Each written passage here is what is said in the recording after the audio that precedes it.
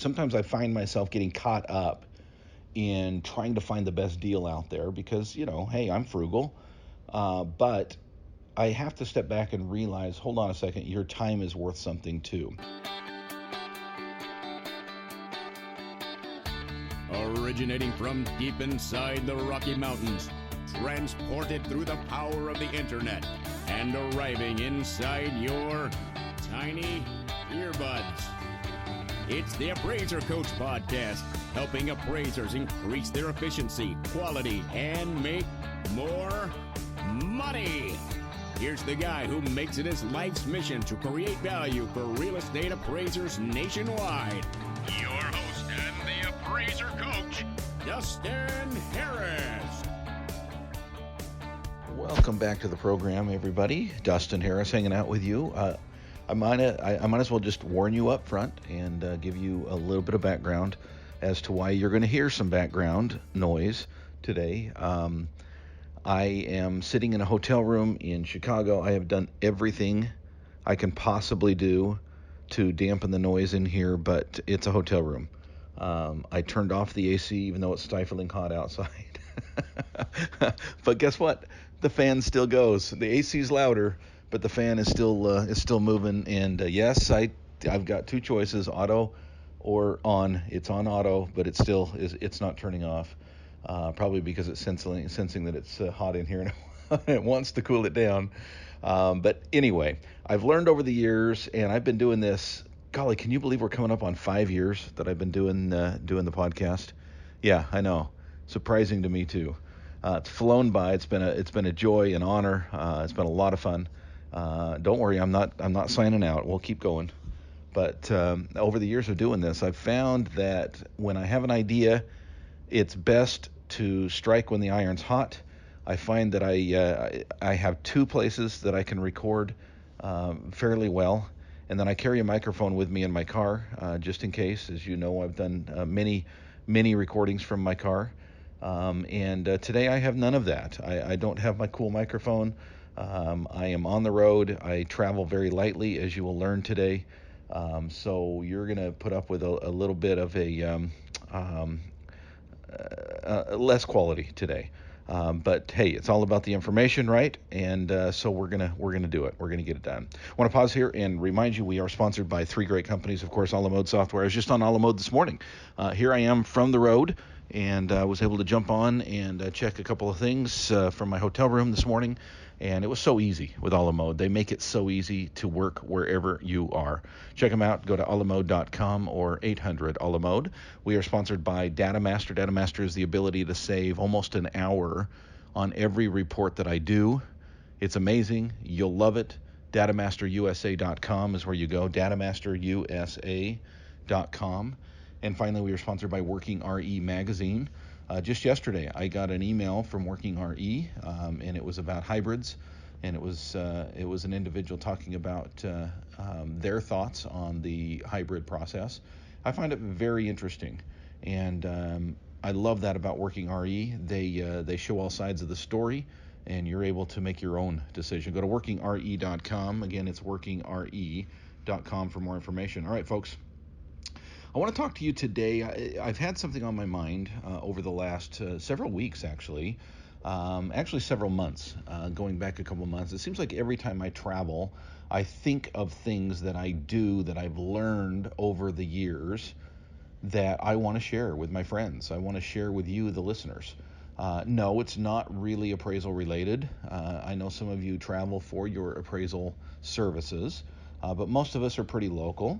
But hopefully we all travel. Hopefully you are taking opportunities on a regular basis to travel, not just for business, though I highly encourage that you get on an airplane and that you go to a distant city and that you attend conferences and classes and network with other appraisers.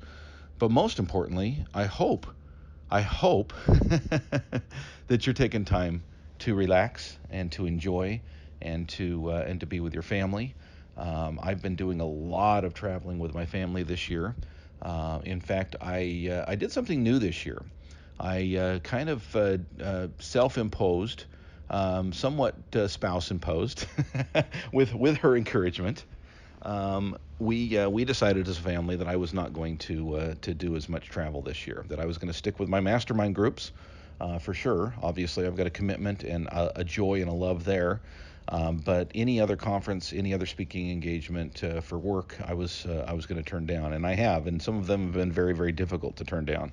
I've been asked to do some flattering things, some amazing things, and I've had to say no. And honestly, it's felt good, even with the amazing opportunities that have come my way, simply because I knew that by doing so, I would have an opportunity on the flip side to spend more time with my family. And it's been amazing. It's been wonderful.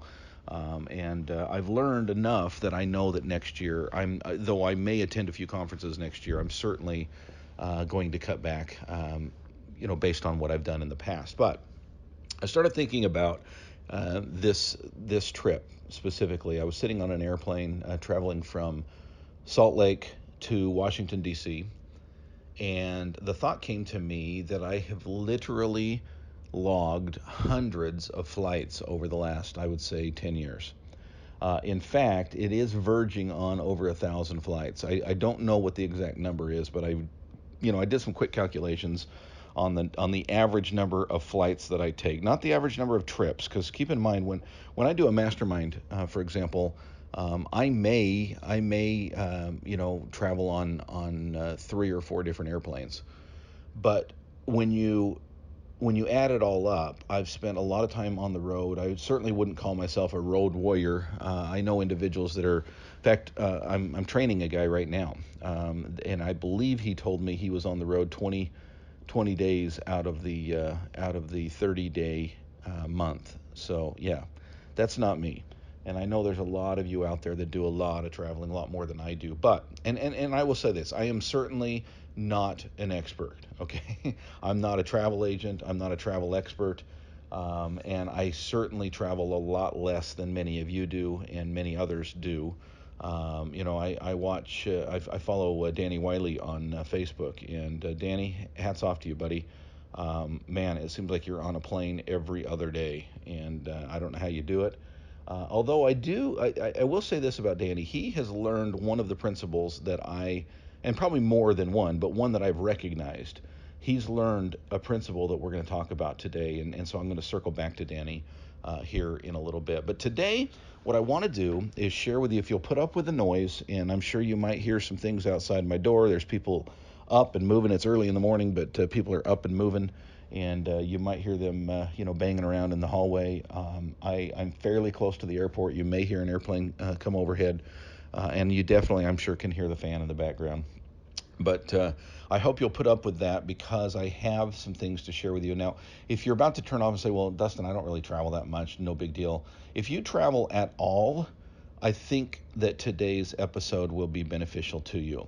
And I've talked about some of these principles in the past, but I wanted to gather them all together today, and at least some of the things that I have learned. And what happened was, my first flight a couple of days ago, I started thinking about this, and I've just been making notes as I've gone through the airports and the Ubers and the restaurants and hotel rooms, and I've just been reminding myself, oh yeah, I do that. Oh yeah, I used to do this, but now I do it this way. And I've just been making notes, because today what I want to do is just share some tips and some tricks that may make your travel a little bit lighter, may make your travel a little bit more enjoyable, okay? And just some things, and a lot of what I have to share today may not apply to you. Maybe the way you travel is different than the way that I travel. But I hope to share with you some things today that will allow you to be able to just travel better in the future, both in your preparations and in your enjoyment on the vacation itself, and in your memories after you come home. All right, so sit back, relax. You might want to take notes, but just want to share with you a few things today about how to travel better. Okay, all right, let's start. Let's talk first of all about preparation for travel. Okay, let me tell you this. I've learned some things over the years that I will say this. You can spend a lot of time on scamming websites. You can spend a lot of time searching for deals. And, sometimes I have to step back and say, well, my time is money too, right? I don't want to spend a week of my time trying to get the best, cheapest hotel or cheapest flight when I could be producing during that time, right? Sometimes I find myself getting caught up in trying to find the best deal out there because, hey, I'm frugal, but I have to step back and realize, hold on a second, your time is worth something too. And so what I will say on this is there are discounts available if you look, okay? But you don't and shouldn't spend a lot of time looking for those discounts, right? Go with the best. Think about it this way. I don't know how you do Amazon Prime or if you do Amazon Prime, who doesn't these days, right? But I mean, I can buy something and typically do probably within 30 seconds, right, of the thought. So, which I think they've designed it this way, right? Their goal is to get you to buy. It's impulse buy. It's, hey, I need this, and bam, all of a sudden it's in your cart. But I think the principle is applicable here as well. Not that I'm saying that you should, gee, I want to go to Hawaii, and 30 seconds later have tickets in your shopping cart. But I will say this, I would not spend a lot of time doing research, comparing, getting the spreadsheets out, and figuring out the very best deal when you might save $10 here and $15 there, because your time is worth something as well. And by the way, this goes back, of course, to other podcasts that I've had in the past, and knowing what you're worth. What is it that you are worth? If I asked you, how much do you make per hour? Could you answer that question without really thinking about it? And if the answer is no, I would highly recommend that you figure the answer to that out, because it really does shape so much of what you do. So many decisions. I can't even tell you how often I think about that number, because I'm making a decision on hiring. I'm making a decision on moving here or there or doing this, that, or the other with my business. And I have to remind myself that I make X amount per hour, and I can pay someone else, Y amount per hour, and it either makes sense or it doesn't. And the same is true when you're planning vacations. So tip number one is pay attention to your net worth, pay attention to your dollars per hour. Most of us are self-employed, and time is money. It really is. And so you have to consider that. That being said, there are discounts out there if you will look. Okay, I'm just going to share with you one of them. I have several that I use, but I'm just going to share one of them here today. And I've shared others with my All-Star team, more detail. But let me just share one of them with you, and it's called Skip Lagged. Okay, and it's an app. You can put it on your phone, your Android phone, your iPhone. Skip Lagged, so SKIPLAGGED. Okay. And someone shared this with me a couple years ago, and at first I couldn't really figure out how to make it work properly, but we've got it kind of down to a science now. And sometimes it works, and sometimes it doesn't. And the gist of it is this app will find you the cheapest ticket, which may not necessarily mean that you buy a ticket to the destination that you're going to, but that you actually have a layover at that destination, and then you just don't get on the second flight, if that makes sense. Okay.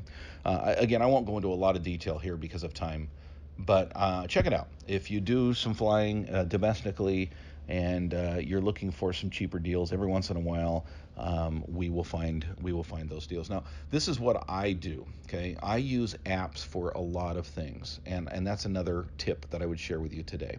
Find your favorite apps, and you don't have to spend time thinking about which websites to go to when you start to book. I know people that when they go on vacation, they check Orbitz, and they check Priceline, and they check Expedia, and they check, on and on and on, right? They check every website out there. I found that I can spend a lot of time checking all of these discount websites. Okay, I'm using air quotes. They're discount websites. And what I find is most of them have about the same deals. And so I might spend an hour literally looking for 10 minutes on each of the 6 different sites. And when it comes down to it, I usually go with my favorite site anyway, which is Orbitz. There's no reason why it's Orbitz. It just is. That's something I've used over the years. In the beginning, I found that it had the best deals. I don't find it has the best deals anymore, but it has great deals. And so typically what I will do is when I'm looking for different things, for example, when I look for airline tickets somewhere, I will go to basically two different sites. I will start with Google Flights, okay, flights.google.com, which is supposed to have all the flights out there. I know they miss some, but I start there, and then I go to Orbitz, and then I go to Skiplagged. That's it, 3 sites, and whichever one has the best deal, that's what we go with. And that just makes it quick, get easy. I don't have to think about it. It's just those 3 every single time, and whichever one has the best deal, that's where we go. Okay, so I highly recommend that you used apps for your airlines, your hotels, your restaurants, your ride shares. Okay, let's talk about Rideshare for just a second. I do use Rideshare, but I don't always use Rideshare. For example, last night I couldn't find the Rideshare section, and I've been here 1,000 times at O'Hare Airport. It was late. I was tired. I couldn't remember which level it was on. I saw some signs that didn't make sense to me. By the way, why can't they make airport signs that make sense to the travelers? Anyway, I couldn't find the rideshare area, and rather than spend 10, 15 minutes doing it, I mean, I'm 5 minutes from the airport. Okay, I literally can see the airport out my window. Okay, I saw a taxi and I jumped in, and it worked out just fine. It was like $10, to get here. Another tip, by the way, I just thought of when I said $10. Tip your service oriented individuals. I like to travel with $2 bills because I just think they're cool, and I think that people put a lot of value in that. So I try to tip with $2 bills. Tip in your hotel room. You don't ever see your cleaning person, but they're there and they're taking care of you. I always tip, in rideshare. I always tip, of course, at restaurants and bellhop and different things. Though I never really use a bellhop, which is another tip that I'm going to get back to in just a second. But make sure you're tipping. Wasn't really something I had written down today, but it's something I definitely want to share. If nothing else, you just feel good about yourself when you treat others good. Okay, so just something to think about. But find apps that you like, find apps that work. And when I say apps, I mean websites too. Okay, certain things that just work really well. For example, there's not an app for Google Flights that I know of. Maybe last time I checked there wasn't. But it's a great website, and you can learn a lot of information very, very quickly using things like that. So just find your favorite ones. The other thing I would encourage you to do, another tip for today, is find. A lot of people ask me and say, Dustin, well, do you have a frequent flyers card, or do you fly a certain airline all the time? And I don't personally. I find that I've looked into that. For example, I looked years ago. I talked to Ernie Durbin, who does a lot of travel as well, and he encouraged Southwest Airlines. He said, I just travel Southwest all the time because I build up points and I build up status, and I'm able to do a companion fare and bring somebody with me, and it just, they fly to the cities that I go to, and it makes it easy, and I get all of that, and I think there's something to be said about all of that. So thank you for the tips, Ernie. I looked at it, and it just, because of I live in a weird place. I don't have a major hub. I mean, Salt Lake is as close as they come, and I drive to Salt Lake often to fly out of Salt Lake. And of course, Delta is a big one there in Salt Lake, but Delta doesn't go everywhere for the least expensive, and neither does Southwest, in my opinion. And so I do fly different airlines. Typically, it's either United, American, or Delta, but just because those are the ones that fly to the cities that I go to. But I will say this, find a rewards program and stick with it, okay? And buy everything with relation to travel. Of course, do it through your business if it is indeed business travel. But try to buy everything that you do through that system and that reward system. Okay, for me, it's Marriott. I've looked at a lot of different systems, a lot of different cash back or mileage, and I have, this was years ago. I don't redo this analysis every single year. So things might change, and I'm certainly welcome and open to tips and tricks. And by the way, I might just pause here and just go down this road for a second. I'm hoping that with this episode that you can help the listeners out by sharing your tips and tricks as well. So if something I say triggers something, write it down And go to my website and go to the podcast, and please, please, please comment or shoot me an email, thecoach@theappraisercoach.com. I would love to see and hear your travel tips as well. I've learned a lot from people over the years that I would not have known otherwise, that have really helped me to be able to travel in comfort, where I wouldn't necessarily have that option in the past. So if anything you think of, please share with me. But what I found is, just to make things easier, find a system, and it probably doesn't matter which one it is. To me, it wasn't about frequent flyers. It was about cash back, and it was about building up your points. So I choose Marriott. Almost everywhere I go, I stay at a Marriott. There's a few exceptions to that, but for the most part, I stay at some type of a Marriott. They have different levels for different things in different areas.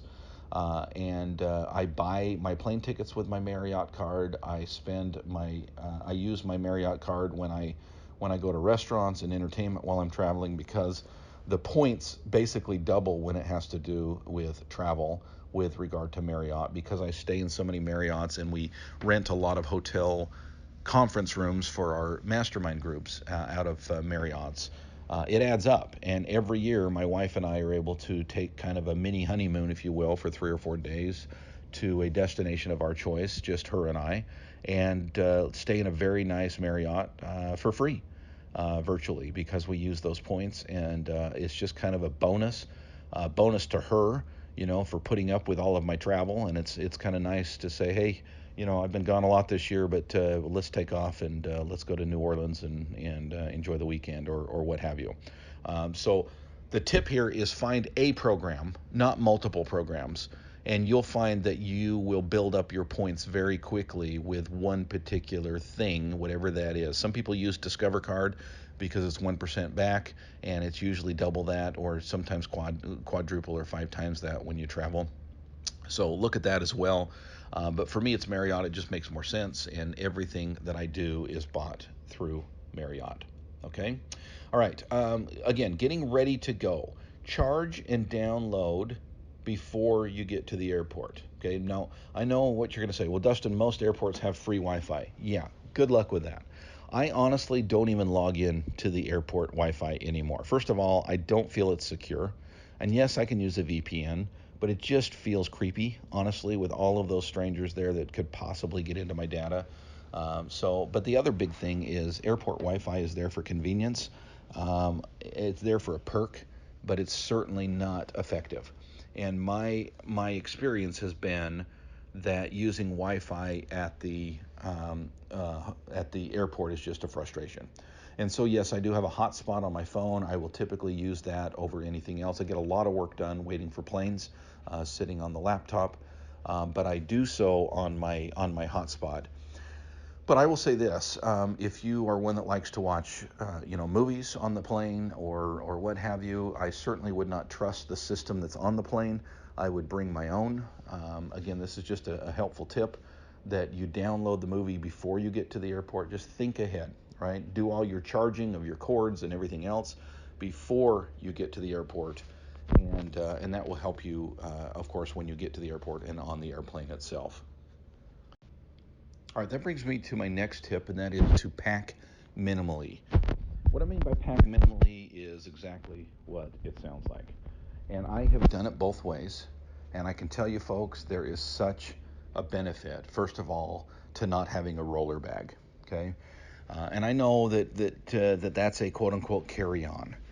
But over the years of travel, I have found that carry-ons often do not become carry-ons.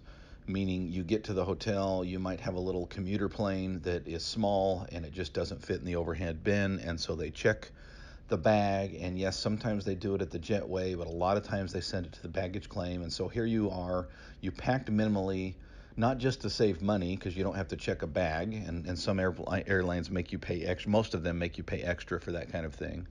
But then you're ending up with some inconvenience. And when you get to your destination, rather than picking up your bag and moving directly to your rideshare or to your taxi or what have you, you're now having to wait at the stupid machine that kicks out your bag. There's a potential of it getting lost. Yes, it does happen. It's not just a cliche. Just I don't check bags. I have found that I've got a laptop bag that fits very snugly, very nicely underneath the seat in front of me. By the way, I don't like to put it there. I like to have a little leg room and not have to worry about that bag, being poked by my toes while I'm traveling. So a lot of times I can put that bag, and a lot of times I do. It's very rare that there's not room because it is a small bag to put that in the overhead bin. But the point is I have one bag, and that is a laptop bag. It's a large laptop bag, yes, but it fits all the dimensions in all the airlines that I've ever traveled on with regard to not just a carry-on, which is a different term than a personal item. It really fits the definition of a personal item. The only thing I can't put in there is my toiletries bag, and with a couple of carabiners, I'm able to click that onto the outside of my personal item. And I only once did I get a complaint from American Airlines when I was flying out of DC back home, and they said that's two bags, not one. Please consolidate. And I won't tell you that when the airline employee turned his head, I just walked onto the airplane without consolidating, but that might have happened. And so all of these other trips that I've taken, I've got two bags that are clipped together, and I've never had a complaint, and it's great. So here's the thing. I roll my clothes very tightly. I don't fold them, but I roll them. I find that I can get things tighter and more convenient, and I have a certain way of doing it in my bag. I would find a way that works for you in whatever bag that you carry on. But I have a shoulder strap. It's not that heavy. And believe it or not, I can fit everything I need for 4 days of travel in that bag. And so it's very, very rare. In fact, it's usually only when I travel with my family and we go for a couple of weeks somewhere that I actually have to break down and use a carry-on bag. And even then, we went to Europe recently for 2 weeks, and even then I had my laptop bag, so my personal item, and a carry-on bag. We did not check any luggage going and coming, and that made things a whole lot easier. So consolidate, pack tightly, and try not to bring even a carry-on bag, any type of roller bag. You're going to run into issues where you just don't end up having it. Okay. One of the things that I do when I get on the plane, or right before I get on the plane, is everything that I'm going to need on that flight, and I know them pretty well now. It's not like I have a checklist, but I just mentally go through what I need on the airplane, and I just make sure that I have it. And I'll just run through the checklist with you. It's very simple. I have a cord to charge my phone. I have a battery pack, lightweight battery pack to charge my phone. A lot of times I don't need it because some planes have the USB. A lot of them have the USB connector, but some don't. And I hate getting on a plane and thinking, oh boy, I don't have anything to charge my phone with. Okay, so of course I have my phone itself. I've got earbuds. I typically put them around my neck. They've got a magnetic clip, which allows me to move around and not lose them. And of course my wallet in case I want to buy something on the plane, and then of course my pack of gum. I find that my ears pop, and so I chew gum taking off and landing, and that seems to help. It doesn't alleviate it completely, but it does help a little bit. And so that's what I put in my pockets, and that's really all I carry. I typically do not carry a jacket, though I do find that sometimes it can get a little bit chilly on that plane, and I would certainly recommend it for those of you who need that extra warmth. That's it, and everything else can go in my bag, and everything else I can store, and I find that I just don't need really anything else while I travel. I'm usually traveling domestically, and so the worst case scenario is something like on Sunday when I traveled from Salt Lake to Baltimore, and it was about a 5-hour flight, and that's usually about as bad as it ever gets for me. Typically it's less than 5 hours. Typically it's 2 to 3 hours, if not less. The flight from Salt Lake to Vegas is just a little over an hour, and I make that flight quite often. So that's it. That's all I need. And every once in a while, I do say this, every once in a while I want to work on the plane. So I did Sunday night as I traveled. I mean, 5-hour flight, it's a long flight. I was able to write 2 of my newsletters for my All-Star team on the flight. And so I do sometimes take my laptop with me on the flight, and if so, I don't take the bag. Again, I carry the bag on, but I store it in the overhead. but I do have a very lightweight laptop that I will put under the seat in front of me, which allows me to be able to work if I so choose to do so. But a lot of times I just enjoy the flight. I usually snooze a little. I usually enjoy a little bit of beverage and eats while I travel, and I sit back and watch some Netflix or some Amazon Prime that I've downloaded previously, and just kind of enjoy the ride. Flying is not pleasant for me. It's not that I'm fearful of it. It's just not, it's inconvenient. It's cramped. You're sitting next to somebody you didn't choose to sit next to, and it just is what it is. So I try to make it as pleasant as possible. By the way, another tip, I do often stop at the convenience store at the gate before I get on the plane. I know what you're saying. Well, Dustin, it's more expensive there. Yeah, I get it, but here's the thing. I found that relying on the flight attendants, and they're all great people, don't get me wrong, but they only can do so much. So on a flight to Vegas, for example, a little over an hour flight, there's a very good chance that they're not going to have services. And if I want a drink, if I want something to nibble on, I want to not be at the mercy of somebody else. And so I usually grab a little something, maybe a granola bar and a water or an iced tea or something like that before I jump on the plane, so that I can just have it with me in case. And a lot of times I never even get into it, but it's there just in case. Okay. I'm getting to be old. Sorry for this next tip, but it just is what it is. I'm going to be 45 this year, and go to the restroom before you board. Yeah, super important. I mean, I wait until they start calling people and they start loading, and then I go find a restroom. I mean, it's the very last thing I do before I get on the plane, and usually, depending on the flight, I usually have to take one pit stop on the flight itself as well. Just is what it is. Okay. By the way, as you're loading, don't rush to get to the gate. Unless you're flying Southwest, your seat is already assigned. I've just found that, when zones are called, when rows are called, everybody jumps up, and then you just stand there in line for 7 minutes while they're checking everybody in. I've just learned to be patient. They call my zone, and I just kind of sit and watch, and I'll just kind of glance at the line every once in a while, and when it gets down to about 3 people, that's when I'll stand up and walk over and usually can walk right onto the plane. I do know that there's a little bit of pressure sometimes when a full flight, and I can tell when it's going to be a full flight. I might go a little earlier simply because I want to make sure that I've got space for my personal item to put in the bin, and those things do fill up. But as far as seats go, your seat is your seat. By the way, some people ask, well, can I sit somewhere else if it's not filled up? And the answer is yes. You're not going to have a problem with that. In fact, on the flight last night, it was probably only half full, 50% full. I had a middle seat assigned to me, which I hate. By the way, if there's any way you can choose an aisle seat, in my opinion, that's the best place to be. You can stretch your legs a little bit. You don't have to worry about crawling over other people when you need to get up and stretch and maybe use the restroom. So I love aisle seats, but one of the things is if you get on the plane and after everybody's loaded, if there are empty seats, you are certainly welcome to move around. And as I was mentioning last night on the flight, it was about 50% full, and I had a middle seat, which I wasn't happy about. But it is what it is. But as soon as I got on the flight, I realized, this isn't a very full flight. It's going to be fine. I sat in my middle seat until I knew everybody was on, and then I stood up and I chose another seat that had a whole aisle that was empty. And so I had 3 seats to myself. So you can do that. By the way, neck pillows suck. I've never found one that's comfortable that works for me. Maybe some of you feel differently, but I just don't carry. I mean, I know some of you are saying, well, all you carry is your personal laptop bag and a toiletries bag that hangs off of it. Yep, that's it. I don't carry a neck pillow.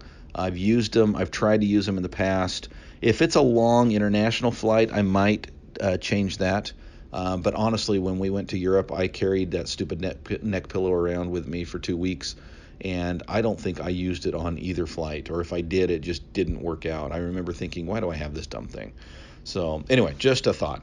All right, when you get to your destination, use Rideshare and don't pay for the pooling, okay? Now, what do I mean by that? If those of you have used Lyft and you've used Uber, by the way, those 2 services are stellar. They're awesome. They really work well. Anyway, I love Rideshare. It's great to be able to do business with individuals like that. And I've had very few bad experiences. I have had a few, but very few. The hundreds of ride shares that I've taken over the years, I've had very few, maybe one or two bad experiences. So for the most part, you will be fine. But don't choose the pool option. Okay, and what that is if it's less expensive if it's available. Okay, so basically you get an Uber, you get a Lyft, and you choose pool, and maybe it's $3 or $4 cheaper for the ride, and it's tempting. But here's what happens. Okay, what pool means is if you're going in a certain direction and someone else happens to be going in that direction, then Uber or Lyft will ding the driver and say, pick this person up too, and carry them, just to consolidate. Now, I know I'm ruining the environment by not choosing pool, but I'll tell you, it is a pain. It really is. I've not really ever had a good experience with the pool option. Okay, and basically what happens is you think you're going to get to your destination because, hey, it's only here, it's only three miles away. But what ends up happening is the pool circles and circles and gets people, and they show up. The rideshare shows up and people aren't quite ready, and so you're waiting 3 or 4 minutes for them to come out, and it's frustrating. And so I've just chosen to pay a little extra just so I can have my own Uber and get from where I'm going to where I need to go. Okay, just a little helpful tip there. By the way, remember again, tip your driver. And review your driver. Okay, that's just the way those ride shares work. And by the way, I don't always use rideshare, as I mentioned earlier in the program. I started to mention this anyway. I couldn't find the rideshare area, and I grabbed a taxi, and it was fairly inexpensive. I think rideshare would have been about $8. Taxi was $10. But I saved $2. By not, I paid $2 more rather, but saved the time that it would have taken to find the rideshare, and of course wait. You've got to wait sometimes up to 10 minutes for your rideshare to pick you up. They've got to get to you. A lot of them aren't just sitting at the airport waiting for you where a taxi will be. Okay, that's a little bit of an advantage with a taxi. Is they're there, you can jump in, you can go right away. Okay, all right. Airbnb or HomeAway. That's usually what I will do if I'm traveling with the family. Now, if I'm traveling alone, I've used those services in the past, typically for a room share. And yes, it can be less expensive than a hotel. But again, this goes back to the principle of time management, time planning. And a lot of times it's just easier for my assistant to book me to a Marriott because they're everywhere, first of all. And they're typically in the area that we, if not the very hotel that we are holding the conference at. Now, I happen to not be in a Marriott today because it just worked out. It's near the airport here in Chicago. We moved our mastermind to the Rosemont area recently, and the hotel that we are staying at is not a Marriott. But for the most part, it's just easier. Now, when I travel with my family, I typically start with Airbnb, and I might check on VRBO, which is HomeAway now, which is, if you're not familiar with that service, is basically individuals that are renting out areas that they have, either whole houses, hotel rooms are sometimes involved there, or a private room within their home. And I've had a lot of really good experience using those types of services. Before we go to the break, I'll just share one other tip.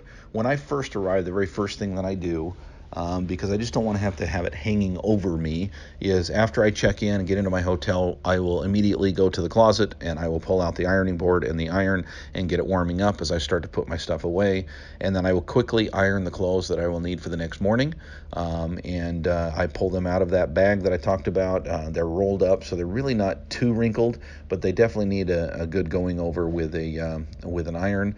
I typically fill that iron up with a little bit of water, which allows me to steam them, and it goes very, very quickly, usually within 10 minutes of arriving at the airport, at the hotel. I've got everything ironed, hanging up in the closet, everything put away, and I'm able to relax and say, okay, what do I want to do now? I want to pause here because what I want to do now is share with you a couple of sponsors that are great companies that have been with me from the very beginning.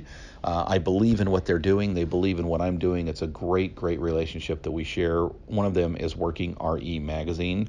And just yesterday, as I mentioned early in the program, I pulled up my email, and sure enough, there was a great article from Working RE, and it was about hybrids, and an individual that I respect and look up to had written a great article, and I enjoyed reading through it, and it was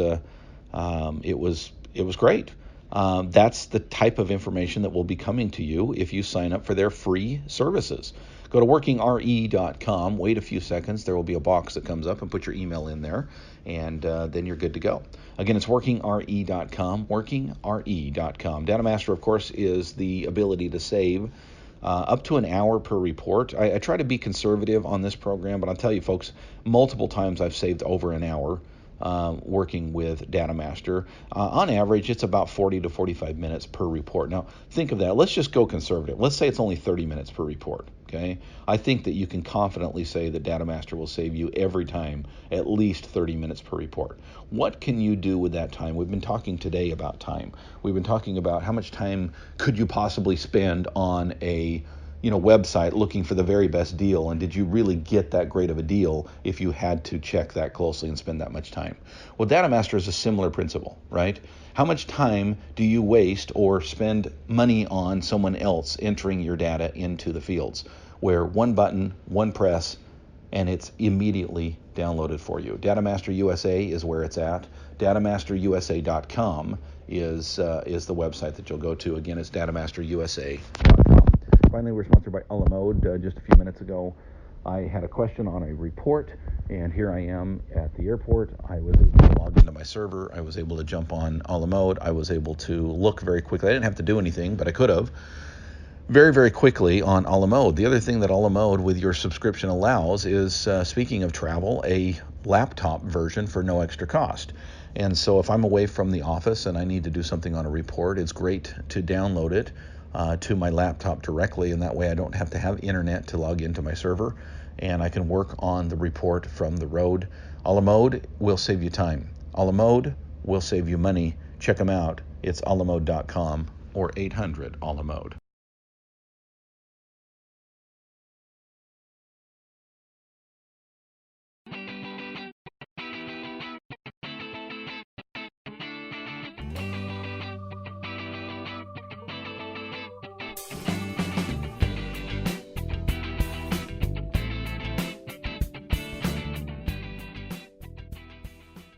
All right, folks, we are back, and just giving you a few travel tips today. This is not an all-inclusive list. In fact, I'm sure when I get done recording today, I will remember other things that I think are, just little things, but they do make a difference overall. None of these things will blow your mind today, but added up, they do make for very convenient travel. Honestly, I used to get kind of exhausted when I traveled. I really did. And when I do things right, when I put things together and I just follow my own learned lessons, usually travel is fairly enjoyable, fairly relaxing. And I want to get to that the very last. I'm going to talk about pampering yourself. But let me just share a couple of other quick tips before we get to the final idea and thought today. A couple things that I would just consider. Okay, I would orient yourself at your hotel. Okay, before it gets dark, if you can. Now, if you fly in at dark, that it is what it is. But I would just spend another minute or two just paying attention to your surroundings. Okay, just be vigilant of where you are, what floor are you on, where are you located from the elevator, where are the stairs. Now, I'll be honest with you, I don't spend a lot of time. I'm not crazy about it. Okay, I don't spend a lot of time thinking, okay, if there's an emergency, I'm going to go here and I'm going to do this. And I know people out there are like that, and hats off to them, right? And sometimes I do get in that code yellow stage where I'm very prepared and hyper vigilant about different things. But I'm certainly not paranoid. I just, in general, just pay attention. Okay, this is where the front door is. Here's where the elevators are. When I get off in the elevator, I turned left, which means if there's a fire or something else and I need to get back to the stairs, which are typically located near the elevator, I've got to go right. I've got to do opposite of the way I got on here. when I get into my hotel room, I try to orient myself around the hotel room. I know some people that carry a small night light with them. No, not because they're scared of the dark, but because it's just nice to be able to. I mean, you're in an unfamiliar area. You're going to get up probably in the middle of the night to, possibly use the restroom or whatever you need to do in the middle of the night, and to avoid stub toes and knocking your forehead into a corner. It's nice to just know where you're at. Okay, just know that when you wake up in the middle of the night, it's going to take you a minute to think, okay, wait, I'm in a strange environment. However, before I went to bed, I noticed that this, and this, okay? Just simple things like keeping the bathroom door open, right? So that you can get in there without banging into the door. Just small things like that. Just orient yourself around your hotel room for nighttime navigation. Okay, I do carry an app on my phone that is a white noise app. There's plenty of them on your phone, I'm sure, as well. I did pay for this one. There's a free version as well, but I paid for this version just because it gives me the white noise that I'm used to at home, that I sometimes use. And I'll tell you, I use white noise whenever I sleep when I'm away. It's just something I turn on my phone and make sure my phone is plugged in, so it's charging throughout the night. And I try to put that white noise as close as I can, because let's face it, when you're in a hotel, I don't care how nice the hotel is, you're going to hear strange sounds that you're not used to. And I've just found that I sleep much, much better if I can turn up that white noise and snuggle down and sleep very soundly, not having to worry about outside noises. The other thing that I do in order to sleep soundly is I'm a worrier, and I specifically worry about, I can't imagine coming to a mastermind, and because I'm in a different time zone, because maybe I partied a little too hard the night before, that I just don't wake up, on time the next morning, and everybody's gathered around the conference table, and where's Dustin? And that would be a problem. It's never happened. But the reason it hasn't happened is I am a multiple alarm setter. Now, you've heard me say on this program before that I don't set an alarm typically when I sleep, and that is true. But when I travel, that is different, especially when I have a meeting to attend or a flight to catch. I will set not just one alarm, but 3 alarms, very minimum, sometimes 4 alarms. So what I'll do is I'll set 2 alarms on my phone, usually about 3 minutes apart from one another. One of them is very quiet, and it's usually what I wake up to. And that alarm will actually turn off the white noise, which is probably enough to wake me up anyway, and then it will start playing a very soft harp, which is nice to wake up to. If that doesn't work, 3 minutes later, a very loud alarm will go off on my phone. Usually about 2 minutes after that, the alarm will go off next to my bedside on the clock radio, and I set that the night before. And then every once in a while, I also call for a wake-up call just in case. And honestly, I've never actually got to the second alarm on my phone, but the nice thing is I sleep better just knowing that even if my phone turned off and it didn't charge properly, and whatever could happen, I'm still going to be able to get up in time and still be able to make my meeting, and that just makes me sleep better at night because I'm not worried. Okay, all right. Let me end with this, and this is a big one. When you travel, I've learned over the years that traveling is stressful. Okay, traveling, it just is, and yes, it's exciting. Yes, it can be fun. Yes, seeing new places, meeting new people, being out and about, just getting away from your normal environment can be exhilarating. I actually love travel. I don't necessarily love business travel, although I love meeting the people that I meet with, and it seems like every time we have a mastermind meeting or a personal one-on-one coaching with somebody in a distant city, it's always worth it. I love that opportunity, but the travel itself can get a little bit old, and it can get a little bit wearing. But here's the thing that I have learned over the years, and yes, it's going to cost you a little money, okay, to do this, but I highly recommend that you pamper yourself at least once on every trip. And I know some of you are like, well, I only travel because I pamper myself. I travel to South America and I sit on a beach somewhere, or Hawaii, or we go on a cruise. I get that, okay? And if that's the purpose of travel, this, check this box, it's done. But if you're traveling for business and it's, it's kind of in and out, and you're there for a specific purpose and it's not to relax, right? I would highly recommend that you take my advice and find an opportunity to pamper yourself at least once on the trip. And some of the trips that I take are, I get there late at night. I have a meeting the next morning and I fly out immediately after the meeting, and there's just not a lot of time, but I always try to take time at least once on the trip to do something that I normally wouldn't otherwise do. To take time to go to a spa, to go play golf, to go to a movie. Last night I got in late. It was about 9:30 when we landed. It wasn't till after 10 that I got to the hotel and got my clothes ironed for the day. It was about 10 after 10, and I thought, I haven't done anything nice for me today. And so I went downstairs, and there was a restaurant still open, a very nice steak restaurant, and I had a nice New York 12 ounce, and it was beautiful, and it was lovely, and it was all by myself, but it wasn't bad at all. It was nice to pamper myself and just, kind of enjoy that time to just chill. And I highly recommend that you find opportunity whenever you travel to do this. I talked about my friend Danny Wiley, who I follow on Facebook, and see him travel all over. And I know that Danny regularly takes an opportunity to seek out a place to find a nice cigar and enjoy an hour and a half smoking that cigar and just enjoying time away from wherever he is enjoying time away from. And I love that lesson, and I've learned it over the years, and I highly recommend that when you travel that you take time to pamper yourself. Folks, I've really enjoyed being with you today. I know this wasn't completely appraisal related. It can be if you're traveling for appraisal conferences or appraisal classes or what have you. But whenever you travel, and I encourage that you do so often, I can't even tell you what joy and memories that I've created with my family over the years with travel. I mentioned going to Europe this year, and my wife and I are traveling to Hawaii with our kids this year, and later this year we're also going to Australia. And I can tell you that experiences over things every time. I've found that if I've got a little money to spend, that if I can do it on memories, if I can do it on travel, that I'm much, much better off than if I do it on other things that are not the same, if that makes sense. All right.